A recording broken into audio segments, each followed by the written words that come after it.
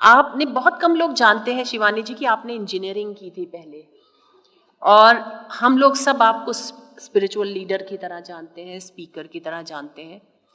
Engineering करने के बाद कैसे आपने सोचा कि आपको स्पिरिचुअलिटी की तरफ जाना है, कैसे अपने आप को प्रिपेयर किया और कैसे आप दूसरों को फिर मोटिवेट करने लगी? नॉर्मल लाइफ होता है कि इंजीनियरिंग कर ली, आप जॉब ढूंढेंगे, शादी करेंगे, बच्चे, नॉर्मल लाइफ होता है, लेकिन how did you started life which was not, मतलब पहले ऐसे बहुत महिलाएं नहीं सोचती थी, अगर सोचती थी तो फिर वो बिल्कुल अलग थलग जाकर वो गेरुआ कपड़े पहन, बहुत कम होता था ऐसा। वो आपने कैसे ये सोचा कि आप इंजीनियरिंग करने के बाद स्पिरिचुअलिटी की तरफ जाएंगी? एक बहुत बड़ी मिथ है, और वो मिथ ये है कि स्पिरिचुअलिटी बाकी जीवन से अलग होती है। सो हमें लगता है हमें इसको छोड़ा और फिर इधर चले गए। तो ज़्यादातर लोग पूछते हैं आपके जीवन में कुछ हुआ था? तो मैंने कहा नहीं। ऐसे कैसे, कुछ तो हुआ होगा। मैंने कहा नहीं, सब ठीक ही था, फर्स्ट ही आती थी क्लास में हमेशा, जीवन में उस टाइम वही सिर्फ इम्पोर्टेंट हुआ करता था, और इंजीनियरिंग भी ऑलमोस्ट उसी लेवल पे ही क्रॉस कर लिया था। लेकिन मेरी मम्मी सेंटर पर जाने लगी, मेडिटेशन सीखने लगी, मुझे बार बार बोलने लगी करने के लिए, और जितना वो बोलती थी मैं उतना नहीं करती थी। इसलिए कभी बच्चों को ज़्यादा फोर्स नहीं करना चाहिए, कई बच्चों के अंदर संस्कार होते हैं वो ऑपोजिट करने लग जाते हैं फिर। तो वो जितना मुझे बोलती थी मैं उससे ज़्यादा दूर होती जाती थी। लेकिन फिर उन्होंने मुझे बोलना बंद कर दिया। मैंने जॉब किया, और जॉब करते हुए मेरी शादी भी फाइनल हो गई, सब कुछ फिक्स्ड हो गया, सब कुछ परफेक्ट था। आई एम हैप्पी, उस टाइम भी आई वॉज वेरी हैप्पी। और फिर लेकिन मेरी मम्मी को था कि जो उनको इतना अच्छा कुछ मिला है वो मुझे भी मिल जाए। तो कैसे एक पेरेंट बहुत साइलेंटली बहुत कुछ कर सकता है, वो मुझे बाद में समझ में आया कि उन्होंने साइलेंटली किया है। तो वो मेरे लिए मेडिटेट करती थी कि मुझे ये रास्ता समझ में आने लगे, और खाना जो बनाता है ना उसके मन की स्थिति खाने वालों पर पड़ जाती है। तो वो खाना बनाते समय भी ये मेडिटेशन से मेरे लिए डाल देती थी, मेरे लिए थॉट कि इसको समझ में आए कि इसके लिए क्या सही है, कौन सी चीज़ इसको करनी है, क्या करना है। तो I think that suddenly influenced me, और मैंने एक दिन कहा मुझे भी सीखना है जो आप सीख रहे हो। मुझे अभी तक नहीं पता कि मैंने उस दिन क्यों कहा ये कि मुझे भी सीखना है, but it was just vibrational effect. और जब मैंने सीखा, थोड़ा टाइम लगा समझने में, लॉजिक के साथ स्पिरिचुअलिटी को कनेक्ट करने की कोशिश की तो कुछ कुछ चीज़ें समझ में नहीं आती थी साइंटिफिकली। एक्सपीरियंस किया, जर्नी चल रही थी, एंड नवंबर का महीना था, जनवरी में मेरी शादी फिक्स्ड थी। फिर मुझे लगा कि मुझे एक प्योरिटी की जीवन जीनी है, मुझे ब्रह्मचर्य की जीवन जीनी है, पर शादी तो ऑलरेडी फिक्स थी। तो फिर मैंने सोचा कि इस शादी को मुझे ख़त्म करना है, अभी शादी तो हुई नहीं है, तो अभी तो उसको कैंसिल किया जा सकता है। That is why I say we should never say male and female, because I firmly believe it is not male or female who is superior or inferior. It is the soul and their sanskars. So I just went and told my fiancé कि ऐसा मुझे शादी नहीं करनी है, मुझे इस तरह का जीवन जीना है। In the next reply, in one line, he said, तुम्हें जैसा जीवन जीना है वैसा जियो, लेकिन ये शादी हो जुड़ चुकी है तो इसको अभी बिल्कुल तोड़ना नहीं है। And we got married, and today is 27 years. And 27 years I have lived that life with him, and everything that I have been able to do on this journey has only and only been because he's been a very very big support system for me throughout.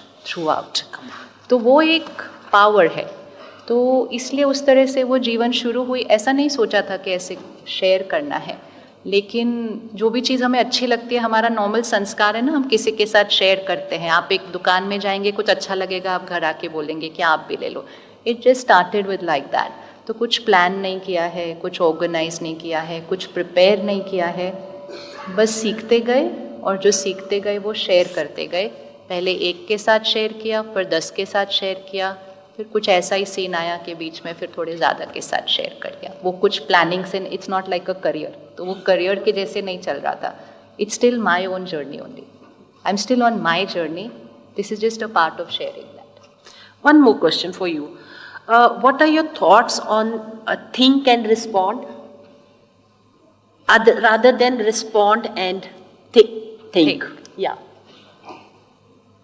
कई बार हम react करने से पहले सोच लेते हैं, और कई बार हम रिएक्ट करने के बाद सोचते हैं कि मुझे ऐसा सोचना नहीं चाहिए था या ऐसा करना नहीं चाहिए था। तो आध्यात्म हमें सिखाता है कि सोचकर बोलना नहीं, सोचकर करना नहीं, सोचकर सोचो कि क्या ये बात सोचने लायक है। अगर आपने सोचकर सोच लिया तो फिर आपको सोचकर बोलने और करने की ज़रूरत नहीं पड़ेगी, क्योंकि आपने थॉट राइट क्रिएट कर ली है।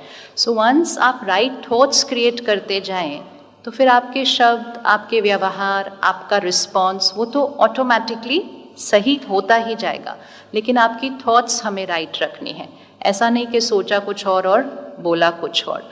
तो अगर हम रिएक्ट करने के बाद सोचते हैं तो वो तो सिर्फ रिग्रेट और गिल्ट ही क्रिएट करता है।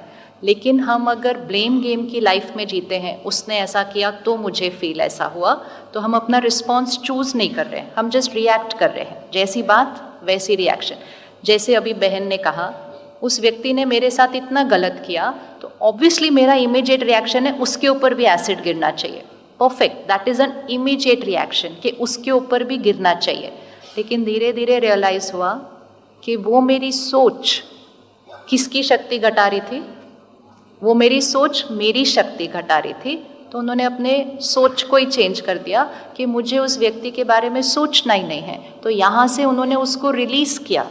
इसी को क्षमा कहते हैं। क्षमा डजंट मीन कि उस व्यक्ति के साथ लीगल एक्शन नहीं होना चाहिए। क्षमा doesn't mean that the law of the country should not take care. क्षमा ओनली मीन्स मुझे उनको अपने यहाँ पर पकड़ के रखना नहीं है।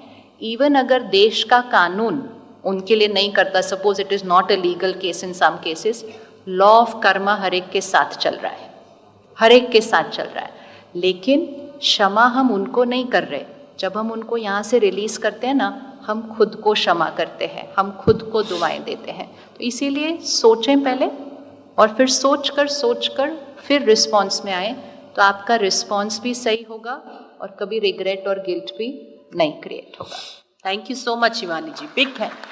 Ladies and gentlemen, big hand to all the panelists.